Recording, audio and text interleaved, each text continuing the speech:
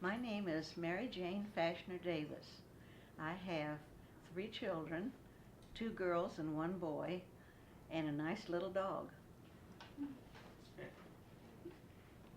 Can you give me all your kids' names? All my kids' names. Okay.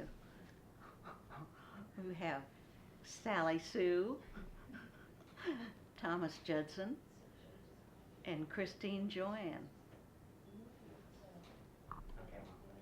Okay. All right, ready? Hey, Mom, do you remember anything about some of your relatives? I had quite a few relatives. Most of them lived in Columbus, Ohio. Let's see, I had Aunt Evelyn, Aunt Mary Rowland, Aunt Clissy.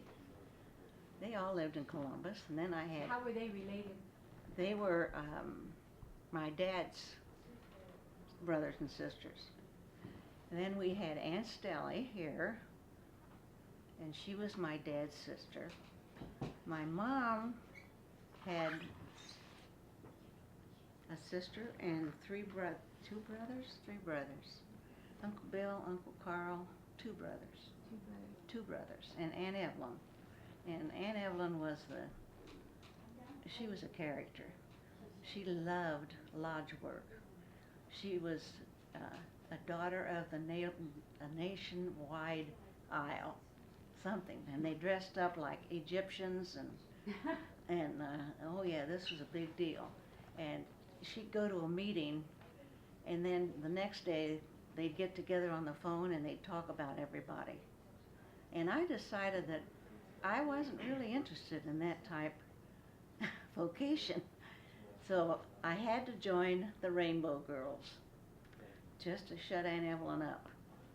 And then I had to join the Eastern Stars, which I didn't care for.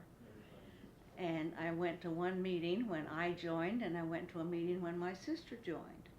And then that was it. I keep paying my dues. I'm still an Eastern Star. Are you really? Oh, yeah. Yeah, I still have to pay dues on that. So. Huh. Well, that's interesting. So what about your mom and dad? Can you tell us anything about them? Oh, my mom and dad.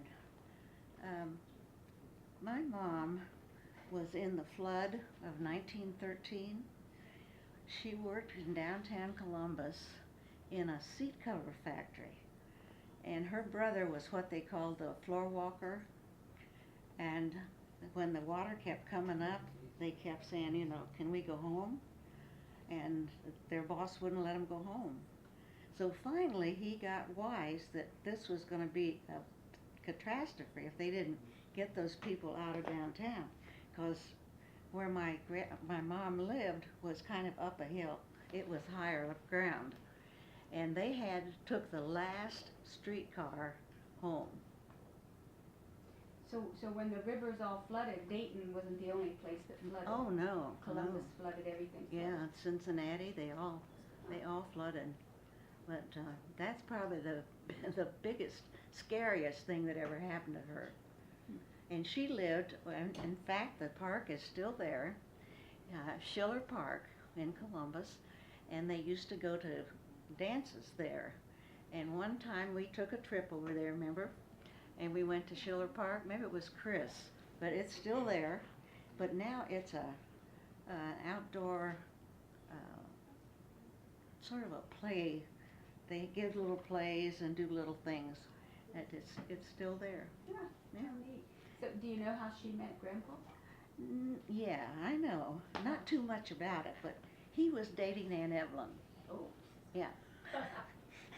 And somehow, I don't know whether Aunt Evelyn got married, but somehow he must have lost out. And so my mom was next in line. So he married my mom. And she never quite forgave him for that. She always thought he liked Aunt Evelyn better. And Aunt Evelyn was the one that always was makeup and dressed well and lots of jewelry, good jewelry. Her husband was a jeweler. And nothing was ever much said about this. But I knew there was lots more that I would like to have known. So did they get married in Columbus? Yes, yes. And then they moved to Bradford a while, right? And she hated it, Always? always. She was always going to go back to Columbus, but she never did. And let's see, she, can't remember what I was going to say. Oh, I can tell you one thing we did every week. We went out in the country to my Aunt Stell's and made homemade ice cream. Now, Aunt Stell was Grandpa's sister? Sister, yeah. Okay. And we made homemade ice cream. And one time they told my mom to get the vanilla to put in the ice cream. So she reached up in the cupboard, got the vanilla bottle, and gave it to whoever was mixing up stuff. And when we started to eat the ice cream, somebody said, "This is not right. That tastes like liniment." And they figured out that somebody had poured liniment in the vanilla bottle and hadn't changed the label. But idiots that we were, we kept eating the ice cream. Okay, and so who lived next door to you as you were growing up? Oh, my Uncle John, who was my dad's brother, and his wife, Alice. And she was like my second mom because she would let me do things that I wasn't allowed to do at home. She was a great baker. She was Swedish, and she was a great baker. And she'd let me fool around when she was baking. I got to bake little pies and cut out the cookies, and we just had a ball at her house. And then I got to stay for lunch lots of times. Uncle John and my dad came home from the shop for lunch, and I got to stay for lunch only if she invited me or if I asked if I could stay. And if I didn't ask if I could stay, I had to go home. And one time at the table,